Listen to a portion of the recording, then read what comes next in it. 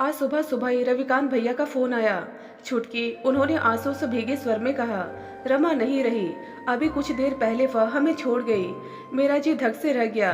वैसे मैं जानती थी कि कभी ना कभी यह दुखद समाचार भैया मुझे देने वाले हैं। जब से उन्होंने बताया था कि भाभी को फेफड़ों का कैंसर हुआ है, मेरे मन में डर बैठ गया था। मैं मन ही मन प्रार्थना कर रही थी कि भाभी को और थोड़े दिनों की मोहलत मिल जाए, पर ऐसा हुआ ना। भला 40 साल की उम्र भी कोई उम्र होती है? मैंने आह भर के सोचा, भाभी ने अभी दुनिया में देखा ही क्या था। उनके नन्हे नन्हे बच्चों की बात सोचकर कलेजा मुंह को आने लगा। कंठ में रुलाई उमड़ने लगी। मैंने भारी मन से अपना सामान पैक किया। अलमारी के कपड़े निकालते समय मेरी नजर सफेद मलमल में लिपटी बनारसी साड़ी पर जा टिकी। उसे देखते ही मुझे बीते दिन याद आ गए। कितने चाव से भाभी ने यह साड़ी खरीदी थी। भैया को दफ्तर के काम से बनारस जाना था, चाहो तो तुम भी चलो, उन्होंने भाभी से कहा था। पटना से बनारस ज़्यादा दूर नहीं है और फिर 2 ही दिन की बात है, बच्चों को माँ देख लेंगी। भैया मैं भी चलूंगी, मैंने मचलकर कहा था। ठीक है तू भी चल, उन्होंने हंसकर कहा था। हम तीनों खूब घूमे फिरे, फिर हम एक बनारसी साड़ी की दुकान में घुसे। बनारस आओ और बनारसी साड़ी न खरीदो, यह हो ही नहीं सकता, भैया बोले। भाभी ने काफ़ी साड़ियाँ देख डाली, फिर एक गुलाबी रंग की साड़ी पर उनकी नज़र गई तो उनकी आंखें चमक उठी, लेकिन कीमत देकर उन्होंने साड़ी परे सरका दी। क्यों, क्या हुआ, भैया ने पूछा। यह साड़ी तुम्हें पसंद है तो ले लो ना। नहीं, कोई हल्के दाम वाली ले लेते हैं, यह बहुत महंगी है, तुम्हें दाम के बारे में चिंता करने की ज़रूरत नहीं, कहकर उन्होंने फौरन वह साड़ी बंधवाई और हम दुकान से बाहर निकले। निशा के लिए भी कुछ ले लेते हैं, भाभी बोली। निशा तो अभी साड़ी पहनती नहीं, जब पहनने लगेगी तो ले लेंगे। अभी इसके लिए एक सलवार कमीज का कपड़ा ले लो। मेरा बहुत मन था कि भैया मेरे लिए भी एक साड़ी खरीद देते। मेरी आंखों के सामने रंग बिरंगी साड़ियों का समा बंधा था। जैसे हम घर लौटे मैंने माँ से शिकायत जड़ दी। माँ को बताना बारूद के पतीले में आग लगाने जैसा था। माँ एकदम भड़क उठी। अरे इस रविकांत के लिए मैं क्या कहूँ, उन्होंने कड़क कर कहा। बीवी के लिए 8,000 रुपये खर्च कर दिए। अरे साथ में तेरी बिन ब्याही बहन भी तो थी, उसके लिए भी एक साड़ी खरीद देता तो तेरा क्या बिगड़ जाता। इस बेचारी का पिता जिंदा होता तो यह तेरा मुंह क्यों जोती। माँ इसके लिए भी खरीद देता, पर यह अभी 14 साल की ही तो है, इसकी साड़ी पहनने की उम्र थोड़ी हुई है। तो क्या हुआ, अभी नहीं तो 1 आध साल बाद ही पहन लेती। बीवी के ऊपर पैसा फूकने को हरदम तैयार, हम लोगों के खर्च का बहुत हिसाब किताब करते हो। भैया चुप लगा गए। माँ बहुत देर तक बकती झकती रही। भाभी ने साड़ी माँ के सामने रखते हुए कहा, माँ जी यह साड़ी निशा के लिए रख लीजिए, यह रंग उस पर बहुत खिलेगा। माँ ने साड़ी को पैर से खिसकाते हुए कहा, रहने दे बहू, हम साड़ी के भूखे नहीं है, देना होता तो पहले खरीदवा देती। अब क्यों इसे ढोंग कर रही हो, तुम्हारी साड़ी तुम्हें मुबारक हो। फिर वे रोने लगी। रविकांत के बापू जीवित थे तो हमने बहुत कुछ ओढ़ा और पहना। वे मुझे रानी की तरह रखते थे, अब तो तुम्हारे आश्रय है, जैसे रखोगी वैसे रहेंगे, जो दोगी सो खाएंगे। साड़ी उपेक्षित सी बहुत देर तक जमीन पर पड़ी रही, फिर भाभी ने उसे उठाकर अलमारी में रख दिया। मुझे याद है कुछ महीने बाद भैया के सहकर्मी की शादी थी और घर भर को निमंत्रण किया गया था। वह बनारसी साड़ी पहनो ना, भैया ने भाभी से आग्रह किया। खरीदने के बाद एक बार भी तुम्हें उसे पहने नहीं देखा। भाभी साड़ी पहनकर आई तो उन पर नजर नहीं टिकती थी, बहुत सुंदर दिख रही थी वे। भैया मंत्रमुग्ध से उन्हें एकटक देखते रहे। चलो सब जन गाड़ी में बैठो, उन्होंने कहा। माँ की नज़र भैया पर पड़ी तो वे बोली, अरे तू यही कपड़े पहनकर शादी में जाएगा, क्यों, क्या हुआ, यह ठीक तो है। खाक ठीक है, कमीज की बाँ तो फटी हुई है। ओह जरा सा सीवन उधड़ गई है, मैंने ध्यान नहीं दिया। अब यह फटी कमीज पहनकर शादी में जाओगे। जोरू पहने बनारसी साड़ी और तुम पहनो फटे कपड़े। तुम्हें अपनी मान मर्यादा का तनिक भी ख्याल नहीं है। लोग देखेंगे तो हंसी नहीं उड़ाएंगे। मैं अभी कमीज बदल कर आता हूँ, लाइए मैं 1 मिनट में कमीज सी देती हूँ, भाभी बोली। उतारिए जल्दी। थोड़ी देर में भाभी बाहर आई तो उन्होंने अपनी साड़ी बदलकर एक सादी फूलदार रेशमी साड़ी पहन ली थी। यह क्या, भैया ने आहत भाव से पूछा। तुम पर कितनी फबरी थी, साड़ी बदलने की क्या जरूरत थी। मुझे लगा साड़ी जरा भड़कीली है, दुल्हन से भी ज्यादा बन सवर कर जाऊं तो क्या कुछ ठीक नहीं लगता। भैया चुप लगा गए। उस दिन के बाद भाभी ने वह साड़ी कभी नहीं पहनी। हर साल साड़ी को धूप दिखाकर जतन से तह कर रख देती थी।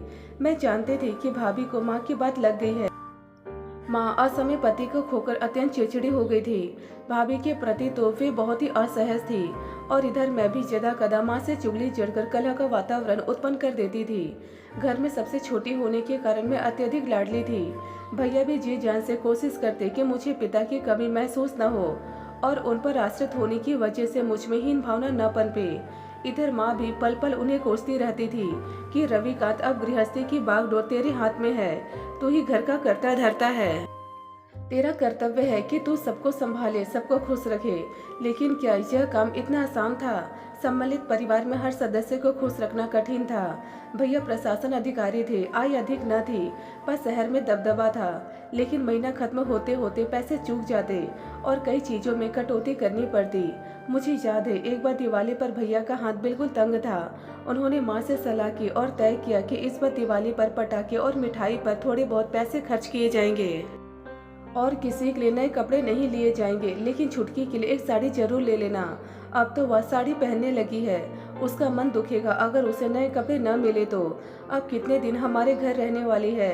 पराया धन बेटी की जात, ठीक है। भैया ने सिर हिलाया। मैं नए कपड़े पहनकर घर में मटकती फिरी। बाकी सबने पुराने धुले हुए कपड़े पहने हुए थे, लेकिन भाभी के चेहरे पर जरा भी सिकन नहीं आई। जहाँ तक मुझे याद है शायद ही ऐसा कोई दिन गुजरा हो जब घर में किसी बात को लेकर खटपट न हुई हो।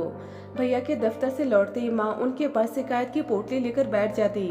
भैया भाभी कहीं घूमने जाते तो माँ का चेहरा फूल जाता। फिर जैसे ही वे घर पर लौटते वे कहती, रविकांत बेटा, घर में बिन ब्याही बहन बैठी है, पहले उसको ठिकाने लगा, फिर तुम मियाँ बीवी जो चाहे करना, चाहे अभिसार करना, चाहे रास रचाना, मैं कुछ नहीं बोलूंगी। कभी भाभी को सस्ते संवरते देखती तो ताने देती, अरे बहू, सारा समय श्रृंगार में लगाओगी तो इन बाल गोपालों को कौन देखेगा। कभी भाभी को बंठन कर बाहर जाते देख मुंह बिचकाती और कहती, ओह, 3 बच्चों की माँ हो गई पर अभी भी सास श्रृंगार का इतना शौक। इधर भैया भाभी को सस्ते संवरते देखते तो उनका चेहरा खिल उठता। शायद यही बात माँ को अखरती थी। उन्हें लगता था कि भाभी ने भैया पर कोई जादू कर दिया है, तभी वे हर वक्त उनका ही दम भरते रहते हैं। जबकि भाभी के सौम्य स्वभाव के कारण भैया उन्हें इतना चाहते थे। मैंने कभी किसी बात पर उन्हें झगड़ते नहीं देखा था। कभी कभी मुझे ताज्जुब होता था कि भाभी जाने किस मिट्टी की बनी है। इतनी सहनशील थी कि वे माँ के तमाम तानों के बावजूद उनका चेहरा कभी उदास नहीं हुआ। हाँ, एक आध बार मैंने उन्हें फूट फूट कर रोते हुए देखा था। भाभी के 2 छोटे भाई थे जो अभी स्कूल में पढ़ रहे थे। वे जब भी भाभी से मिलने आते तो भाभी खुशी से फूली न समाती। वे बड़े उत्साह से उनके लिए पकवान बनाते। उस समय माँ का गुस्सा चरम पर पहुँच जाता। ओह, आज तो बड़ा जोश चढ़ा है, चलो भाइयों के बहाने आज सारे घर को अच्छा खाना मिलेगा। लेकिन रानी जी, मैं पूछूं, तुम्हारे भाई हमेशा खाली हाथ झुलाते हुए क्यों आते हैं? इनको सोचता नहीं कि बहन से मिलने जा रहे हैं तो एक आध गिफ्ट लेकर चले। बाल बच्चों वाला घर है आखिर। माँ जी अभी पढ़ रहे हैं दोनों, इनके पास इतने पैसे कहाँ होते हैं कि गिफ्ट वगैरह खरीदे। अरे इतने भी गए गुजरे नहीं है कि 2-4 रुपए की मिठाई भी न खरीद सके। आखिर कंगालों के घर से है ना, ये सब तौर तरीके कहाँ से जानेंगे। भाभी को यह बात चुभ गई। वे चुपचाप आंसू बहाने लगी। कुछ वर्ष बाद मेरी शादी तय हो गई। मेरे ससुराल वाले बड़े भले लोग थे। उन्होंने दहेज लेने से इनकार कर दिया। जब मैं विदा हो रही थी तो भाभी ने वह बनारसी साड़ी मेरे बक्से में रखते हुए कहा, छुटकी, जब मेरी तरफ से एक तुच्छ भेंट है। अरे यह तो तुम्हारी बहुत ही प्रिय साड़ी है। हाँ, पर इसको पहनने का अवसर ही कहाँ मिलता है। जब भी इसे पहनोगी तुम्हें मेरी याद आएगी। हाँ भाभी, मैंने मन ही मन कहा, इस साड़ी को देखूंगी तो तुम्हें याद करूंगी। तुम्हारी जैसी स्त्रियाँ इस संसार में कम होती है। इतनी सहनी, इतनी उदार, कभी अपने लिए कुछ मांगा ही नहीं, कुछ चाहा ही नहीं, हमेशा दूसरों के लिए खटती रही बिना किसी प्रकार की अपेक्षा किए। मुझे उनकी महानता का तब एहसास होता था जब वे अपने प्रति होते अन्याय को नजरअंदाज कर जाती। मेरे ससुराल में भरा पूरा परिवार था। 2 नंदे, एक लाडला देवर सास ससुर। हर नए ब्याहे जोड़े की तरह मैं और मेरे पति भी एक दूसरे के साथ ज़्यादा से ज़्यादा समय बिताने की कोशिश करते। शाम को जब मेरे पति दफ्तर से लौटते तो हम कहीं बाहर जाने का प्रोग्राम बनाते। जब मैं बंठन का तैयार होती तो मेरी नज़र अपनी ननद पर पड़ती, जो अक्सर मेरे कमरे में ही पड़ी रहती और टकटकी बांधे मेरी ओर देखती रहती। वह मुझसे हजार सवालें करती, कौन सी साड़ी पहन रही हो, कौन सी लिपस्टिक लगाओगी, मैचिंग चप्पल निकाल दूँ क्या, इत्यादि। बाहर की ओर बढ़ते मेरे कदम थम जाते। सुनो जी, मैं अपने पति से फुसफुसाकर कहती, रंजना को भी साथ ले चलते हैं, ये बेचारी कहीं बाहर नहीं निकल पाती और घर में बैठी बोर होती रहती है। अच्छी बात है, ये बेमन से कहते, जैसा तुम ठीक समझो। मेरी सास के कानों में यह बात पड़ती तो वे बीच में ही टोक देती, रंजना नहीं जाएगी तुम लोगों के साथ, उसे स्कूल का ढेर सारा होमवर्क करना है और उसको ले जाने का मतलब है टैक्सी करना, क्योंकि मोटरसाइकिल पर 3 सवारियां नहीं जा सकती।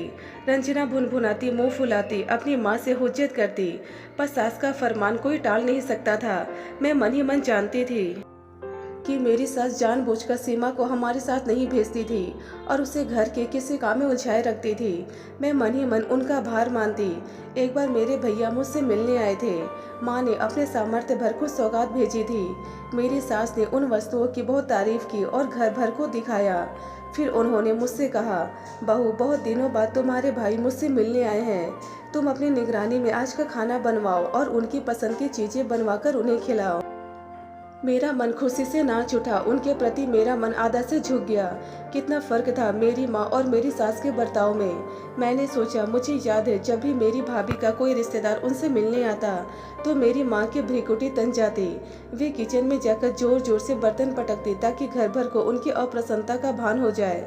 मुझे याद आया कि जब मेरी शादी हुई तो मेरी माँ ने मुझे बुलाकर हिदायत दी थी, देख छुटकी, तेरा दूल्हा बड़ा सलोना है तो उसके मुकाबले में कुछ भी नहीं है। मैं तुझे चेताई देती हूँ कि तू हमेशा उनके सामने बन-ठन कर रहना, तभी तो उनका मन जीत पाएगी। मुझसे कहे बिना नहीं रहा गया, लेकिन भाभी को तो तुम हमेशा बनने संवरने पर टोका करती थी।